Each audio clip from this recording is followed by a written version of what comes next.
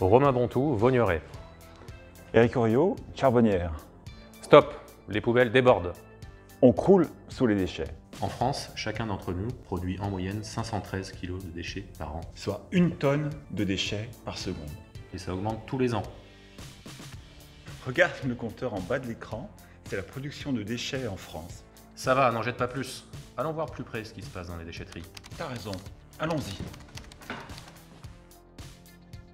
Vu le nombre de véhicules qui attendent, et même en semaine, suivant les jours, dès qu'il fait beau au printemps, je peux vous dire qu'elle fonctionne beaucoup, et c'est vraiment un service rendu à la population.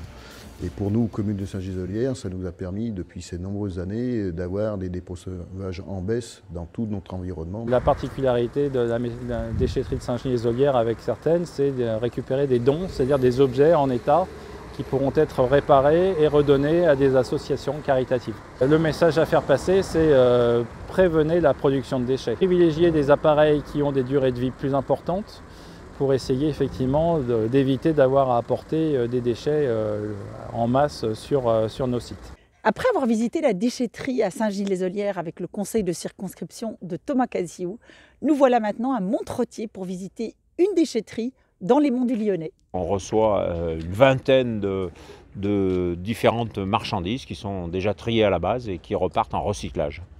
Les tonnages augmentent, ce qui est un peu, ce qui est à la fois bien et pas bien. Bien parce qu'au moins ça prouve que les gens trient. Pas bien parce que ça veut dire qu'ils consomment beaucoup.